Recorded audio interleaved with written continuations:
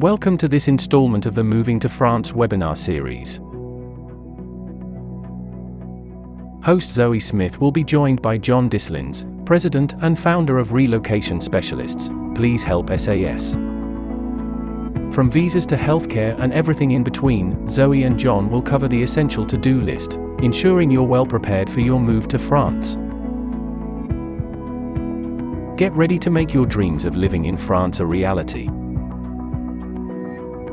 Hello everybody and welcome to the latest of our FrenchEntrée webinars. My name is Zöe Smith, I'm Digital Editor of FrenchEntrée, and I'll be joined today by John Dislins, President and founder of Please Help, for a special webinar looking at the process of moving to France. So if you're looking to move to France, whether that's to start a business, raise a family, or retire, then this webinar is going to take you through all the different steps along the way. For those of you that aren't familiar with FrenchEntrée, we are part of the France Media Group, who are specialist publishers covering all aspects of French life and culture, from travel to gastronomy to buying property. FrenchEntrée itself has been a leading resource for French property buyers for 20 years now. In fact, 2023 is our 20th anniversary. And not only do we help buyers to find their dream properties in France, we also help and advise with every aspect of the property buying and moving to France journey. Now, if you are looking to buy a property in France, you may also be interested in our French Property News magazine, which you can subscribe to over on the FrenchEntrée website. And you can also buy our full range of magazines, calendars, and lots more at francemedia.shop. So let's get started with today's webinar, in which we're going to be taking you through your Moving to France to-do list. I'm joined today by John Dislins from Please Help, who are relocation experts that can help with all of the processes, procedures, and paperwork that you'll need to do when moving to France. So I'll ask John to now please turn on his camera and come join me. There he is. Are you there, John? I am. Oh, there we are. Just give me a second. So I'd like to say a big thanks to John for taking part in today's webinar. There he is. We are aiming for a runtime of around 1 hour today, and I'm going to put as many of your questions on moving to France to John as possible.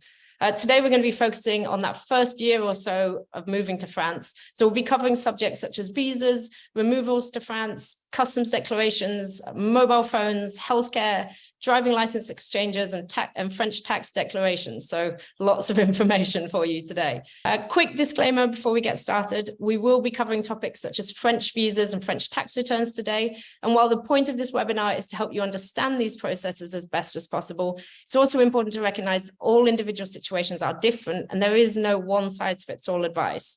So with that in mind, if you do want the peace of mind of having an expert like John handle your visa application, tax return, or other official paperwork for you, then we will send out the details for how you can get in touch with him after the webinar.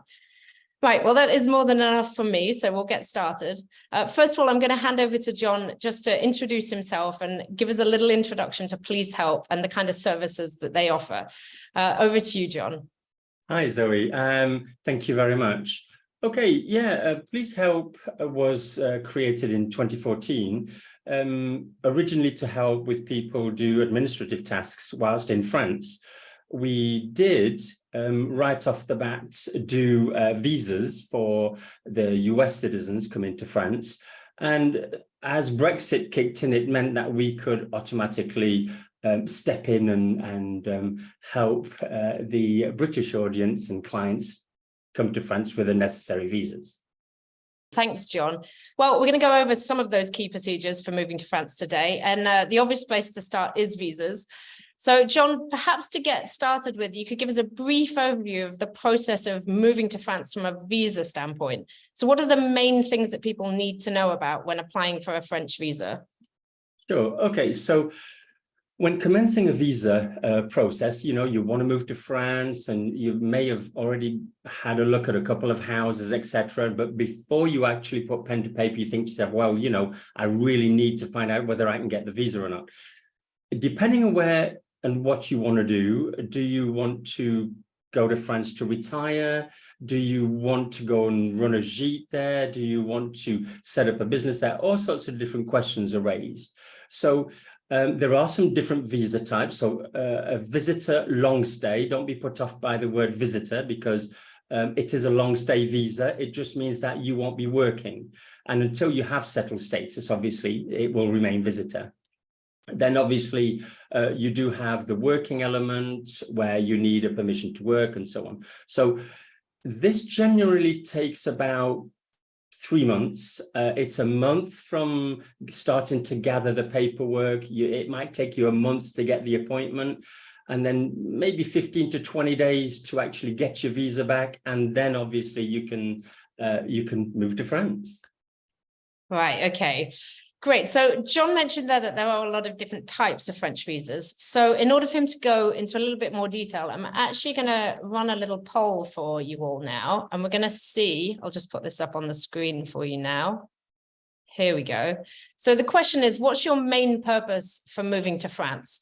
And we're going to then ask John to just expand a little bit on whichever visa types might be most of interest to those of you that are attending today. So what's your main purpose for moving to France? And the potential answers are retiring to France, to join a French or EU spouse, to run a gîte, to set up a business, to work, or to study. And we've also put other, and if you do have another reason for moving to France, drop a note in the Q&As and we can maybe look at that one as well. So I'll just give you all a few more seconds to answer that. You seem to be quite quick. Looks like the vast majority, more than 78% at the moment, are retiring to France. We've also got quite a few, looking to join a French or EU spouse, or to run a gîte. I'm going to go ahead and end that poll and just share the results with you on the screen so you can see that. So yeah, the vast majority retiring to France. So perhaps John will go into that first, and we'll have a look at what that process is and what specific visa type they'll need if they're looking to retire to France. And maybe afterwards we can just touch on the kind of visa you might need for running a gîte or joining a French or EU spouse in the country. I'll just go ahead and stop sharing that. Okay. Yes. So in order to retire to France, you have two choices, really. One would be the retiree visa, and one would be the visitor long stay. One of the reasons we don't actually or haven't done many retiree visas is because when the retirees set up in France, what it actually means is that under that type of visa, if you had family who wanted to come and join you later on, as you saw in the poll, there were a few who wanted to join, their partners or family, etc. Under this agreement, actually, it doesn't allow them or doesn't give them any weighing on their visa. That's why if we do a visitor long stay, what can tend to happen is that once you spent a bit of time in France, 18 months and onwards, then family can be invited to come across, or at least the weighing on whether they could get a visa really starts to step in. And that's why we tend to do the visitor long stay. Okay, so it'd be a visitor visa if you're looking to retire to France. Yeah, but absolutely a long stay one. Okay, and what kind of paperwork would somebody need for that kind of visa? Well, they would want to know that you are financially able to look after yourself once you get there, because obviously the idea is for you not to work or do any part, paid or unpaid, part-time or otherwise. You can't do any work.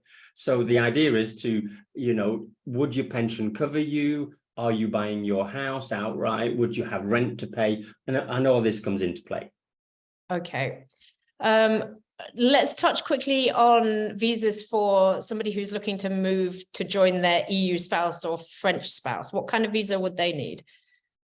Now, it all depends what nationality they have. Do they have one of the Brexit cards under Article 50 and so on. But if they are joining an EU citizen, the likelihood is that you present yourself to France, and then once you get there, we would apply for a residency permit directly with the préfecture. Oh, okay. So in that case, they would actually come to France first. Yes. Okay. We might actually approach the préfecture and check, because, I mean, I know there are laws in France, but each prefecture tend to relate those laws in the way they understand them. So we would contact them and advise you before you left, British soil or whatever, and tell you, yeah, please do this, or they're requiring you to do this. Yeah, that's actually a very good point. And one that I think a lot of people don't realize in France, the prefecture, which is the kind of, each region of France has their own different administrative board, I guess, that make these decisions and issue these visas. They can vary quite differently between what they ask, even though they all follow the same umbrella of requirements. So that is actually a good thing to point out to people, and obviously something somebody like John can help you with. Right, let's have, what was the other one? Yeah, gîtes. What kind of visa would somebody need to be looking at getting if they were looking to run a gîte in France? Well, they absolutely need a working visa. Right. It would be classed either as entrepreneur. I mean, it depends the kind of property, obviously. If they're buying a very big castle and they'll have a lot of rentals and they're going to be hiring quite a few different people, obviously that would probably entail the creation of a company and so on. So but it would be an investor visa in that sense.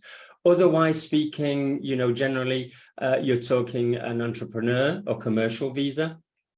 And they would need to have at least put a deposit and signed a compromis de vente before we can present that to the consulate, because otherwise they would say, well, we really do want something a bit more concrete than saying, I might buy this. Because when you do get to France, they then expect you to create a company, which would help, would obviously help you with. But that's what they'd require. They'd require you to, once you've got that visa, get to France and create the company and start running that gîte. Okay, right. So that's really important, I think, for people to realize that they will need a work visa for that. So you wouldn't, for example, if you were a retiree and you came in on a visitor visa, you wouldn't necessarily be able to just start running a little gîte as a side business. No. Is that correct? Okay. So something to definitely plan ahead. Okay, before we move on, I'm going to just have a quick look at the live questions and put a couple of these to John. So Andrew says, can we use the signing of a compromis de vente, so the compromis de vente contract as an address for the purpose of a long stay visa application? Yes, you could. I think it would depend on how far down the line that was. So if the ink was still fresh, the consulate would look at this and say, hey, you've just signed it, etc. But normally they would allow you. The only drawback might be, they might say, okay, so here's the visa and we would like you to go to the prefecture within a few months and show you actually bought the property. Okay, that makes sense. Rosemary says, we've just answered that one, Rosemary, about retiring and running a gîte. Salim, I hope I pronounced your name correctly, says, can you work remotely, for example, for a UK employer or clients on a long stay visa in France? For the moment, yes. There are laws actually going through government at the moment seeking to stipulate how many hours that actually equates to. So if you did a few hours remotely, that's always been accepted anyway. But if you work full-time, etc., at the moment, yes. Okay. In the future, normally a law takes between 1 and 2 years to come into effect. So for the time being, yes. Okay, so that's definitely something to keep an eye on. If your plans to move to France isn't immediately, it's in a few years, keep an eye on that. One more then before we move on. Valerie says, is there a minimum income requirement to retire to France? And if so, how much is it? Well, there is an income per person. It's about 1,300 euros. Okay. Right, and that's per person. It can, if you do buy your own home, then that can be halved. So they kind of, imagine that if you owned your own property, you don't have anything to pay within that property. Yeah. And evidently you have more money to, for your day-to-day living. Okay, that's good to know as well. Right, thanks for that, John. Right, next we're going to look at preparing to move to France, and in particular removals to France.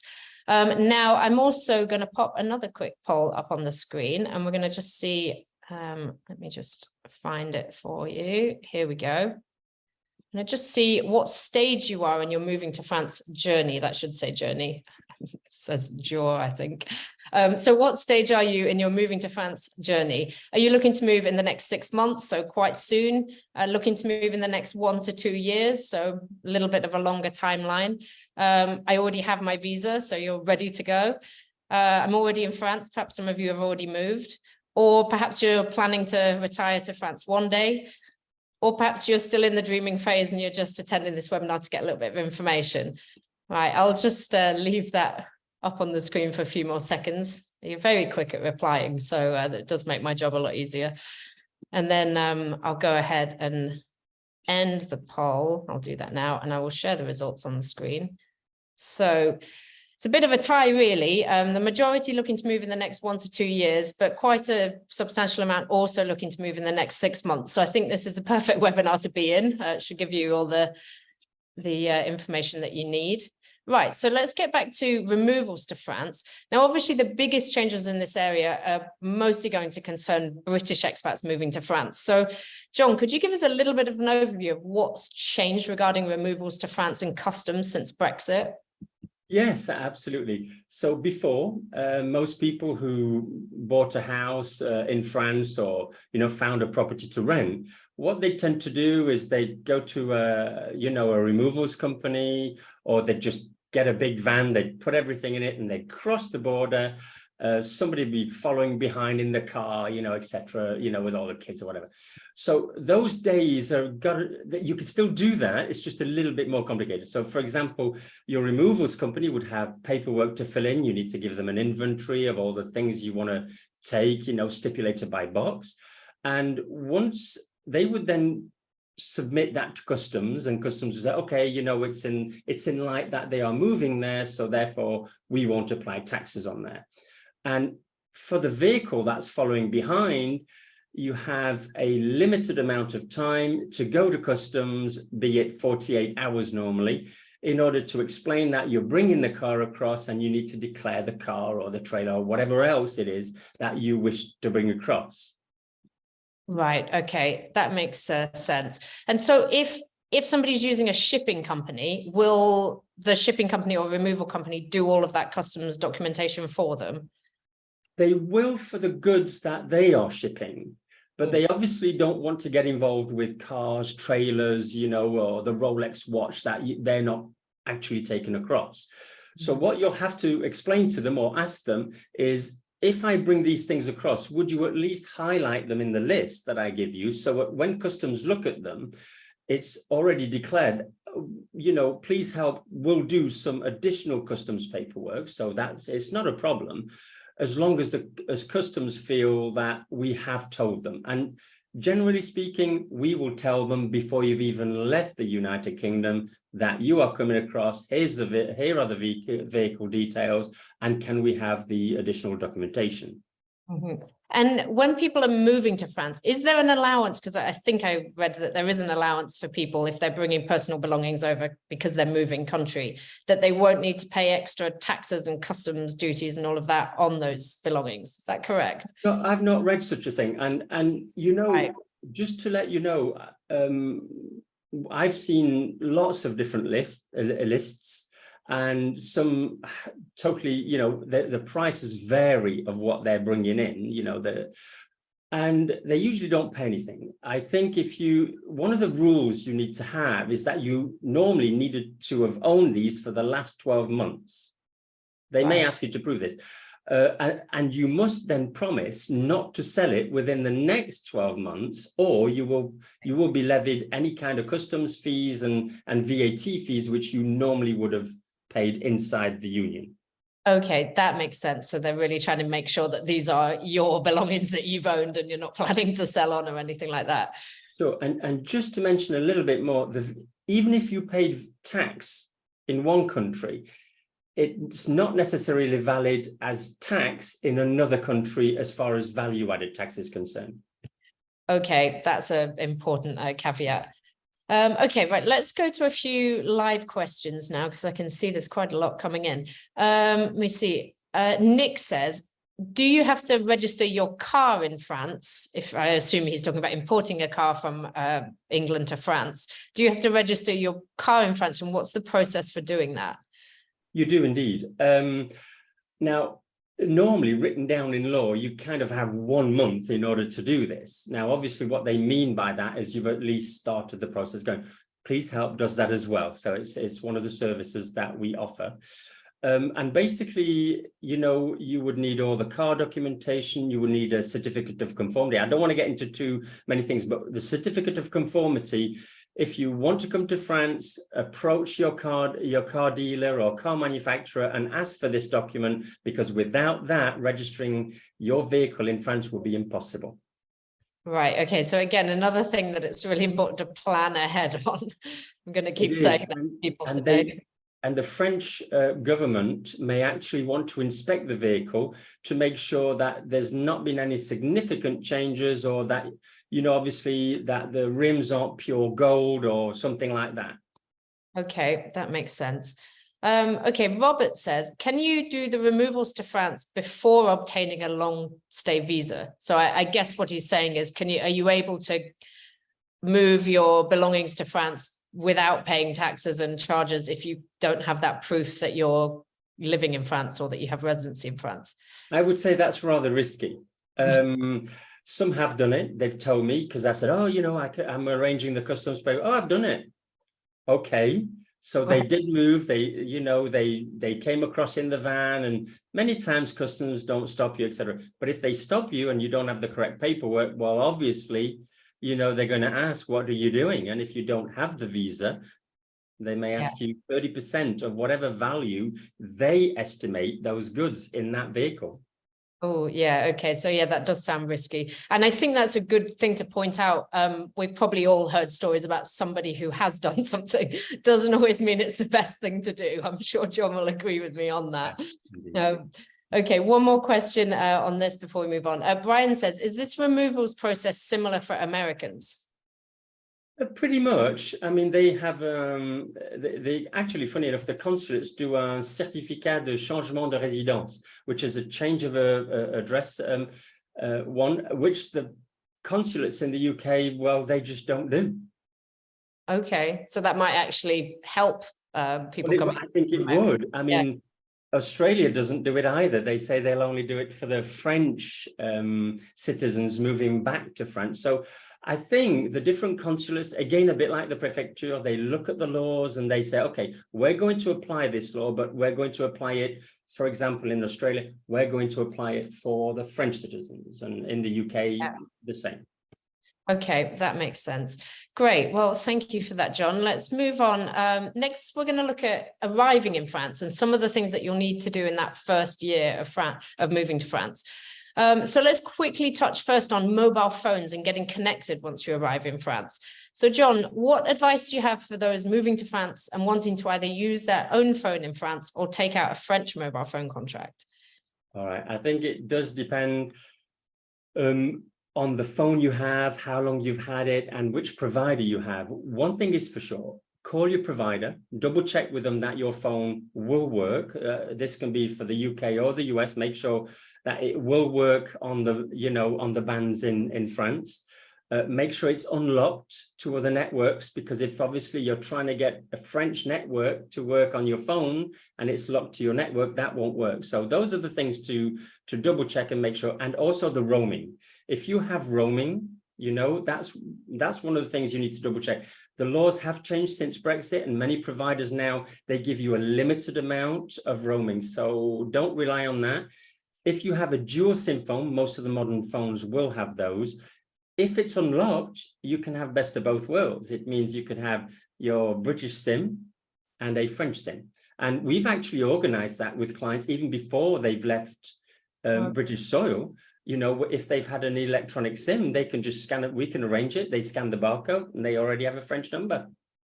Brilliant. And you makes it sound like it's quite easy to get a phone set up once you are in France. Is that correct, to get a French mobile phone? I think so. I mean, it depends on provider to provider. We have our own, which we really like to go to because they simplify the process and they're quite easy to reach and get hold of. But, it all depends on coverage. It depends where you're going to go and live. If you're going to go to the Auvergne, you know, which is a kind of rural area. If you're going to go to the heart of Paris, obviously the provider might differ.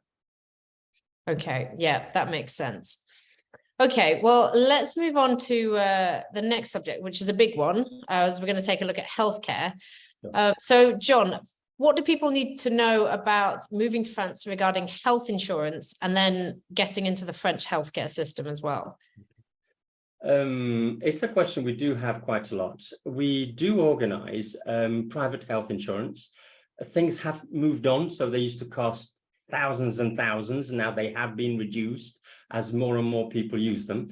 But when you go for a visa, you always need some form of visa insurance, and it isn't travel insurance. It will have to be some formal visa insurance, because they include things, repatriation, a certain amount of money from €0. So these are quite important. Now, if you are a retiree, one of the things you can do, and some cross-border workers, so if you have a company in the UK and a company in France, you can apply for a portable health document, which would save you on that visa health insurance if it's accepted by the consulate. If it's not, then you would still have to purchase. They would give you time to do that, you know, in order to purchase an insurance and go from there. But if you call DWP International in the UK, and they would guide you as to whether you do or don't have a right to the portable health document, which is called as an S1. Okay. Okay, and so that S1 can be used to get your visa, and you won't, in theory, need... In theory. I only say in theory because you have to understand, when most of the French functionaries make a decision about things, they're not compelled to do it. They're not compelled to give you something. So it's on their judgment. It's a judgment call. So if you are a retiree, the chances are they're going, okay, yeah, you're not going to be working there. You're not going to be, you know, paying into the French system with contributions. So therefore, yes, the S1 will be valid, and so on. So they would weigh that up. Okay, that makes sense.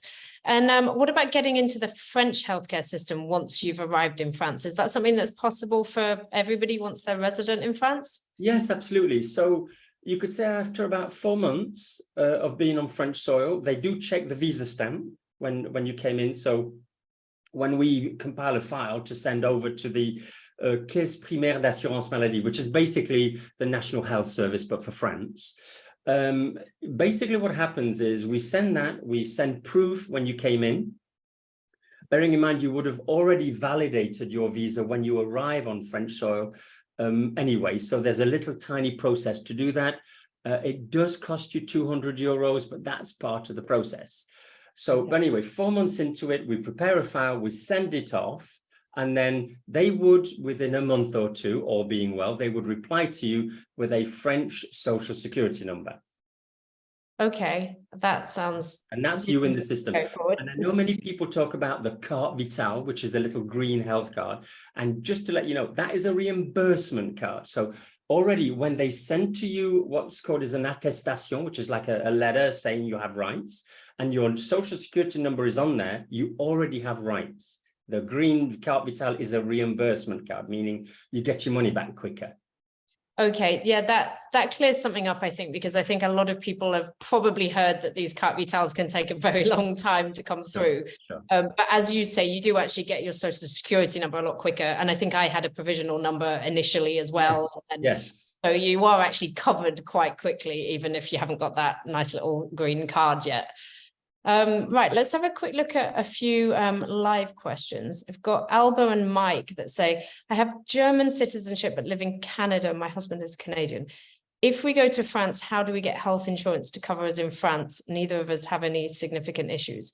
I'm assuming they're talking about if they move to France. So I'm assuming for Canadians and Germans, actually, the process is probably the same in terms of registration. No. So a German citizen is a European citizen, so has one of these passports that the European Union does allow to, you know, for people to settle in France. Yeah. Now, again, we would double check on the prefecture that you would be going to, whether you require a formal visa as the spouse with a non-EU passport, or whatever else you needed to do. But as to reply for the health system, anyone who lives on French soil after 4 months, they call it a stable residency, has rights to health.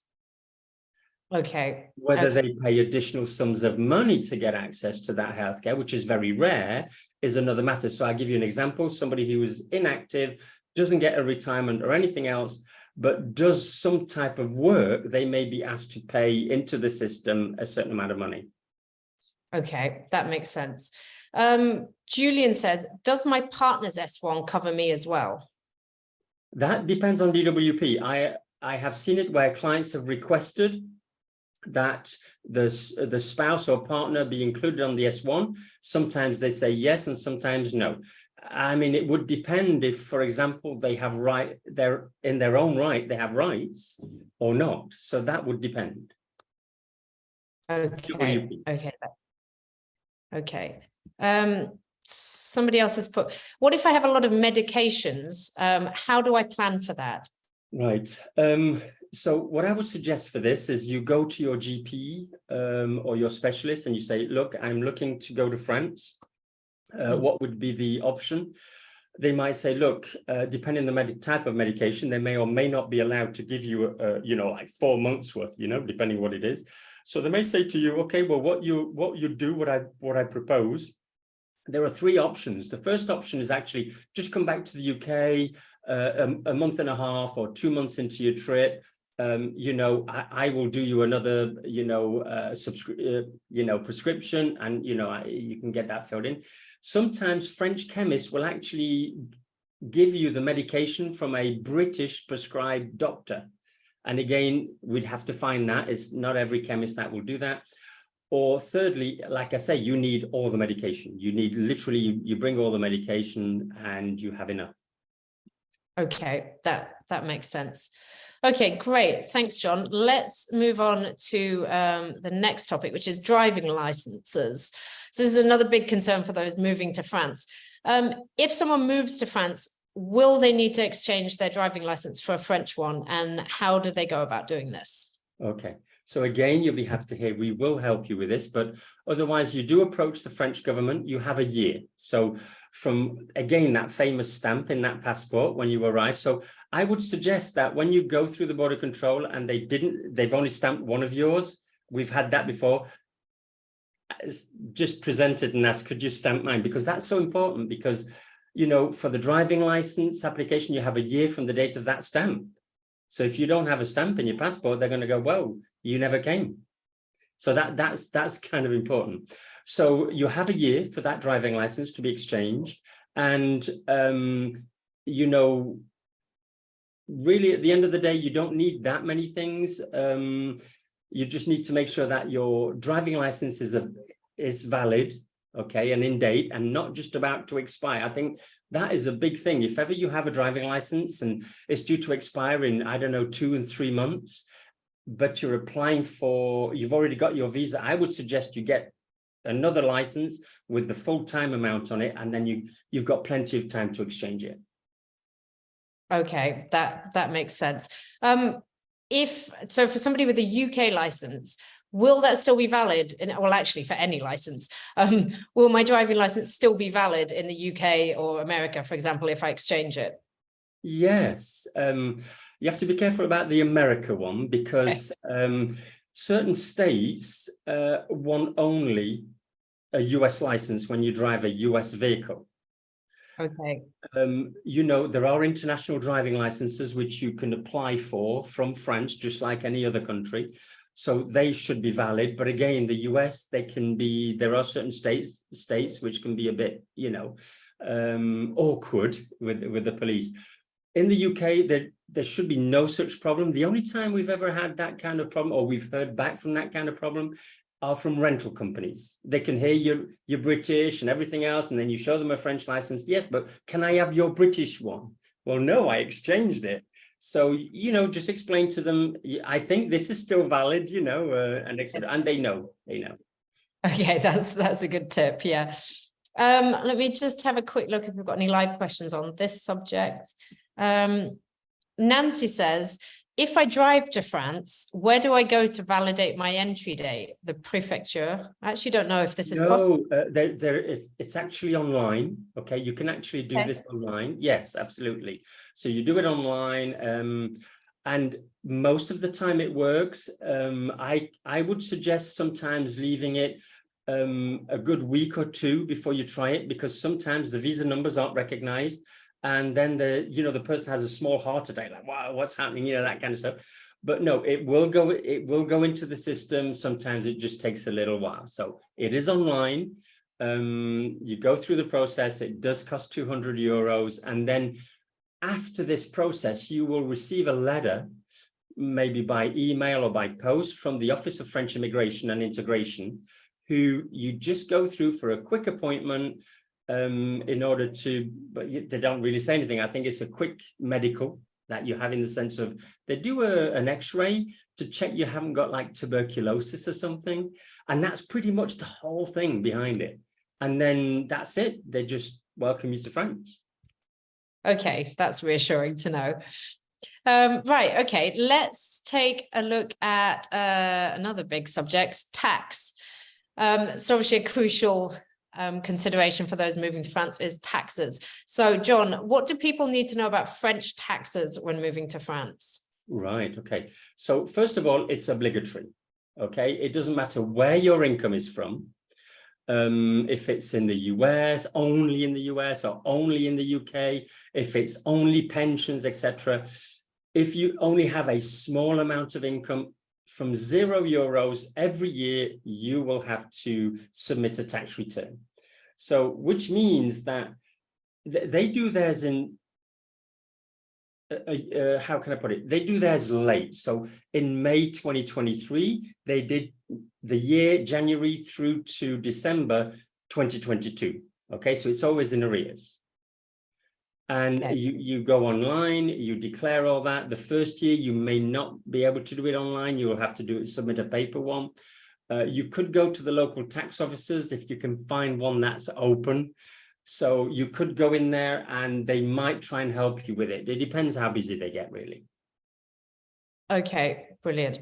And so if somebody moves, say, in the middle of the year, does that mean that they don't have to submit a tax return in that very first year of moving to France, but that they would wait until the year after? Is that correct? Indeed. Well, what we would always suggest, because being in the French system is a big thing. So they'll always ask you, do you have an avis d'impôt, which is your tax statement? Because you do it every year and you're compelled to do so, what tends to happen is most people will ask for it. Even if you, for example, get solar panels installed, daft as it sounds, they'll say, hey, do you have one of these? Because depending on your income, this could be free of charge, the installation, or, for a very small amount. So what I would always say is, even if it is for 1 or 2 or 3 or 4 months, we've done it in December for people, but you only declare from the date you entered. So if you enter December 25th, only do it from December 25th. And then obviously it's down to the tax office, because some of them, it's very rare, but some of them would say, no, please wait till next year. Okay. Yeah, that's good advice, though, because you're right. You do need that avis d'imposition for quite a lot of things in France. And I didn't realize you could do that, actually. I thought you had to wait. So, and I will just say there is a bilateral agreement. So a system of credit implies. So, for example, you're not absolved from tax in France. That's not how it works. But how it does work, if you have X amount of income, normally your tax would be Y amount, which means that they would look for this amount to be paid. And when you explain that in the United Kingdom that you paid X amount of tax, then they would deduct it. Well, they deduct the tax amounts, and whatever's left over, normally, you would have to pay. I will say most of the British pensions, though, don't carry any tax in France. Right. Okay. But you still need to declare it, right? You still need to declare it. And also a very important fact, you need to declare the bank accounts you own. There's like a form that you do, a 3916, and you fill out this form and you stipulate all the bank accounts that you own or that you have. Failure to do so has a fine of about €1,500. So just be careful. Please declare those bank accounts, it's only so that they can check for new money. It's not about old money. Okay. It's about new money. So you could have millions on there that they're fine. They're not going to tax you on the money you already have or the savings you have. It's just about the new money that you have. So maybe interest that you have on your savings, that's what they'd be looking to tax. Okay, that makes sense. Right, let's have a quick look at any live questions on tax. It's not on income tax, but Jim says, can you explain the difference between taxe foncière and taxe d'habitation? I think this is something that confuses people. Okay, so the taxe foncière are for the owner's tax. So when you own a property, there is a tax banding for each property within these areas. And this is worked out from January 1st. So what tends to happen is we can have some Parisians who move from Paris, but they move on January 10th and they move to a little rural house because they want to retire. Now, their little rural house, the taxe foncière, the owner's tax might be, I don't know, it might be 800 euros for the year, but the Parisian tax might be 4,000. And it's wherever you lived on January 1st. But that aside, the taxe foncière is the owner's tax. And the taxe habitation are for the people who live within a property, but they're abolishing that in 2024. Having said that, they've been saying they're going to abolish it since 2022. Right. Yes, there are a lot of changes that happen like that in France, aren't they? You always have to keep up to date with them. Right, let's have a quick look at some other questions. Linard says, do long stay visitors pay taxes? So if you're on a long stay visitor visa, do you need to pay taxes in France? Yes, well, again, it depends on the income you have. Do you pay tax in another country, etc.? So, you know, if you're a visitor and you have some form of income and you don't pay tax elsewhere, likelihood is you will pay tax. Okay, and you'll regardless have to at least file that tax. Declare it. Yeah. I'm going to keep saying that to everybody.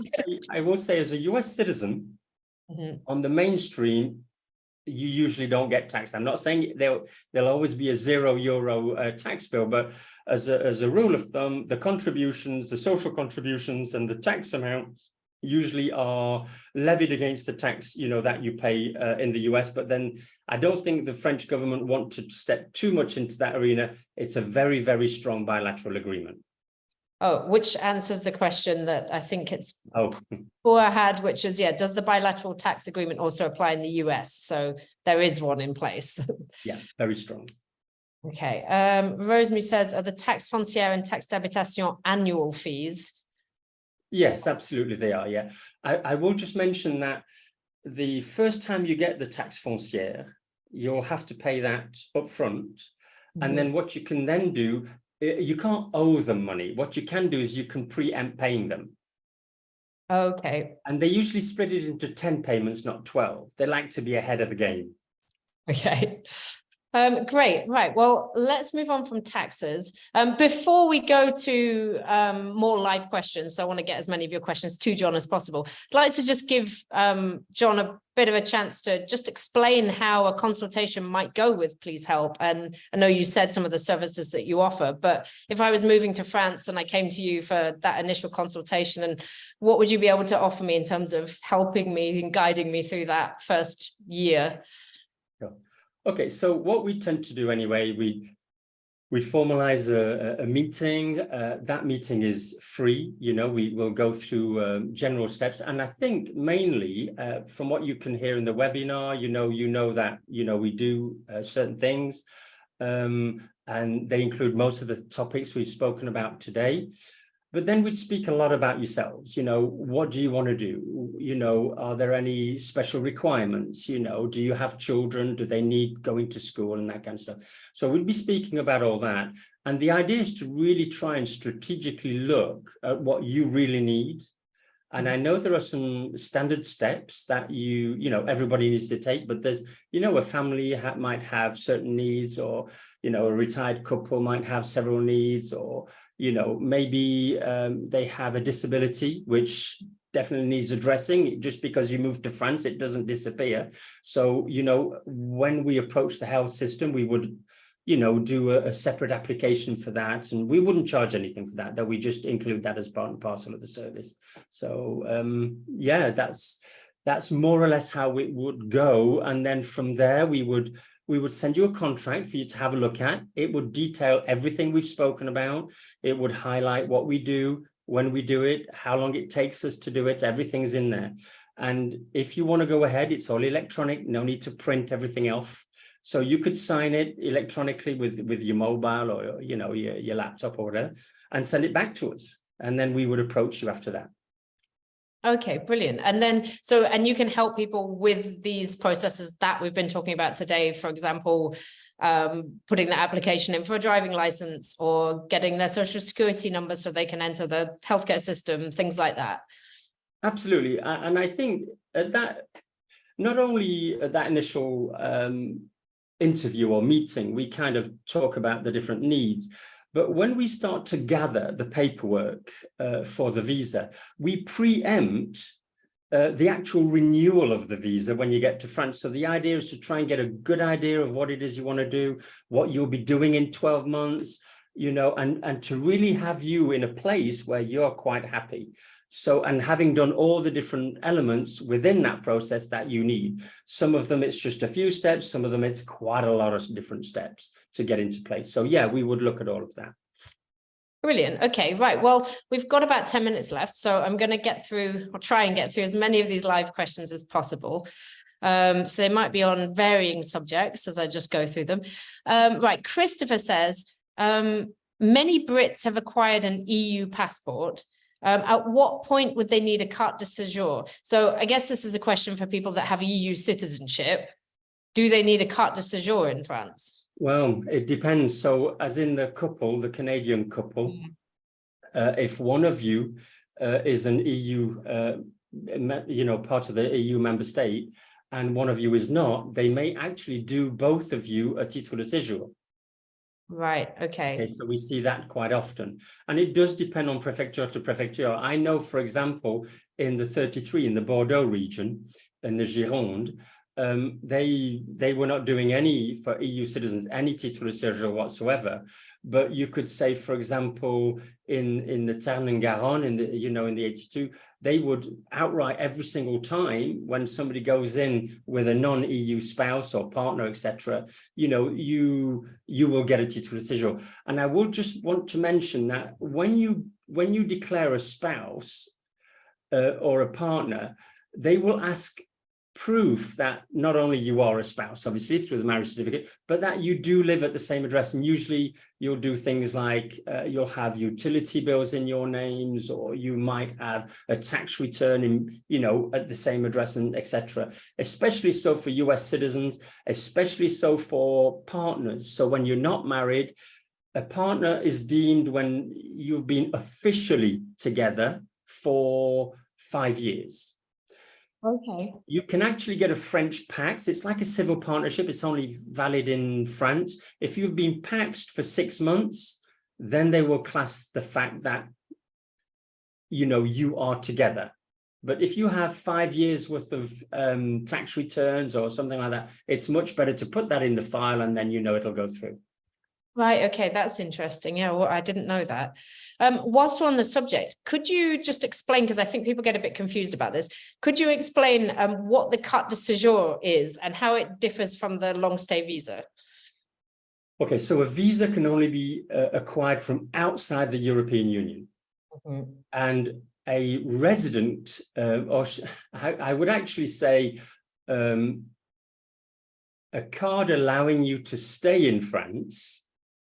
Okay, I will say that there is a lot of debate what is a titre de séjour and what is a carte de séjour. Yeah, actually, I've wondered this myself. if you look on the actual titre de séjour, in the description it says carte de séjour visiteur.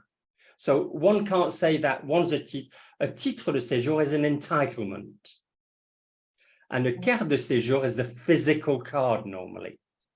Okay, that makes sense. All right, so you have an entitlement, and then what tends to happen is when you have Une carte de séjour de longue durée, de résident, is when you've been there for 5 years. You're actually a resident of France. You've been there for 5 years. You have to prove 5 years. It can't be 4 years and 11 months. And we've had that before. It has to be 5 full years. So we've got, what tends to happen is you renew the visa. So the visas, obviously, you can renew the visa back in your home country, but that depends the type of visa you had.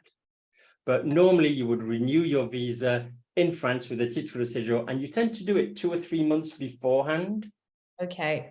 So when you count over the 5 years, you lose a lot of months. Oh yeah, that's true. Yeah. So that's why you have to do maybe 5 titres de séjour, which you would argue and say, well, I've been there slightly longer, and then you can ask for the 5 or 10 year card. Okay, right, that makes sense. Ties in a little bit as well to Ryan says, does residency in France ultimately allow you to apply for a French passport one day? Well, French nationality, I mean, obviously it depends, because you may be becoming married to a French person anyway. So that nationality question is quite vast and quite wide. I'll answer it just globally in that sense. So after so many years living in France, you may apply for French nationality. If you were a French speaker anyway, from a French-speaking nation like Canada or whatever, you could eventually ask after 6 months of entering France to become a French citizen. But you would obviously have to prove, which would be difficult after 6 months, that you've integrated into French life. This is watching French TV, knowing French actors, knowing French books, knowing about French life, French cities, and how are you going to do that in 6 months, right? Yeah, no, absolutely. Maybe after 5 years, you've got more of a feeling for, are you part of any clubs, locally and that kind of stuff. Yeah, that makes sense. Right, let me find out so many questions. Here we go. Right, Mark, it's a question about driving licenses. Mark says, do I need to switch a Canadian driver's license to a French license? Yes, I mean, there is a list of approved countries for these licenses. Let me just check. So the US, for example, it's not automatic that you would be able to exchange your license. There are, let me just check. Yeah, so in Canada, there are, for example, Prince Edward Island, New Brunswick, Newfoundland, Quebec, Manitoba, Ontario, Alberta, and British Columbia. Those are the actual regions which allow the exchange. Okay, brilliant. Thanks for clarifying that. Right, Manley says, if I have American international insurance, does the French healthcare system recognize that as I transition to the French healthcare system? Sorry, that doesn't make a lot of sense. Let me just read that again. I think what he's saying is for the visa purposes, yes, is American that's what insurance valid? Yeah, that's what I figured. So the likelihood not, because a lot of these US insurance, when you read the small print, it actually says that it's valid on US soil or for very short stays outside the United States. Okay. We found one which allowed long stays and even residency, but most of them will say you must be a resident of the United States in order for you to be able to use this. Now, you may be when you first apply, but when you get that visa and you get the stamp, they class you in France, they class you as a resident. And I'm sure the American insurance would be more than happy to stop your insurance because you're a resident of somewhere else. So do you really want to go down that road? Maybe not. Yeah, very good advice, and really important to check that sort of small print on it. Right, I'm not going to get this name right, but I'll do my best. A Cheminofera says, if I buy property in France, would that aid my visa application? So does that make a difference if somebody buys? Yes, there is a weighing on this, which does allow you to, again, I think this impacts that question on the financial element. But it doesn't mean because you've bought a property in France that automatically they'll give you a visa, but the chances are There's a good weighing behind it. They'll look if you're financially stable. They put the two together, and likelihood is, yeah, that will pan out. Okay, that makes sense. Right, Manley says, if I come on a French spousal visa, am I able to work? Yes, and so would any EU spouse or partner. Okay. So what would tend to happen is toute profession. That's what you'd have on the card, all professions. Again, I revert back to what I said about the spouse and partners and proving that you are actually a spouse and still living together. Right, yeah, that makes sense. That's a big thing because, you know, they will look at that. But yes, you'll be able to work. Okay, and is that, do all the visas say on them whether or not, what rights you have in terms of working or just being a visitor or something? No, they do, absolutely. Okay. But mainly, any EU person, we would, like I said, we would approach the prefecture, we would say to them, hey, you know, this is the situation, we have an EU person bringing in a non-EU person. Would you like us to present ourselves within a few months and just say, you know, we're here, and could I have a titre de séjour? And they'll say yes or no, or we would like you to apply for a visa. We'd give this to the consulate, and the consulate would override that if they felt, you know, there's no, the prefecture has to do it. And then that's the final say. You won't be going to and fro. Okay, that makes sense. Okay, Salim says, how do I go about renewing my visitor long stay visa? Mine expires in January. You do it online. Okay, you do have to present documents that prove the type of income. You can actually state whether you are hébergé, you know, that means you stay at somebody's house and it's free of charge.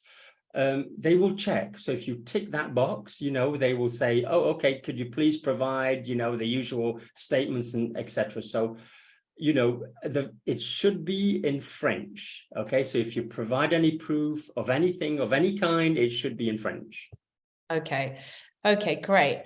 And Jill says, this is for the purpose of a long stay visa application. She says, can an Airbnb be used as the address for a long stay visa application?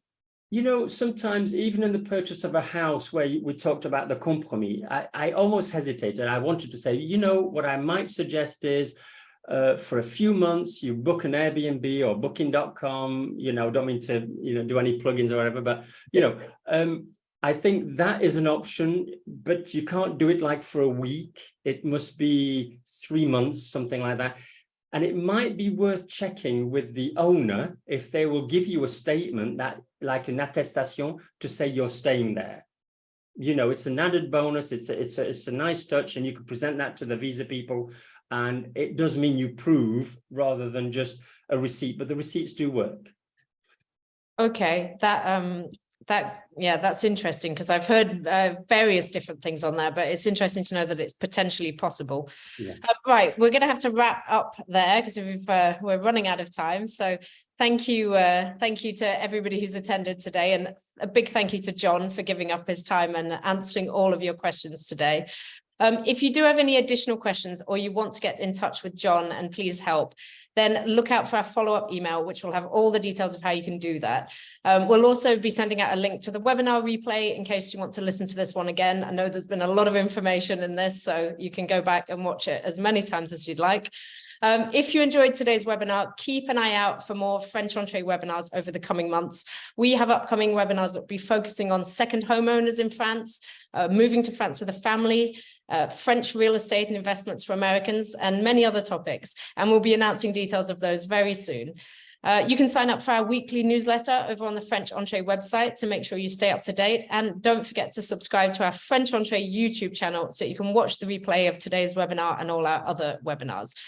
Finally, do let us know what you thought of today's webinar, what topics you'd like to see us cover in upcoming webinars. You can drop us an email at webinar@FrenchEntrée.com. Thank you one more time to everyone for attending, and thank you again to John. And I will hopefully see you all on the next webinar. Thank you very much. Take care. Bye-bye.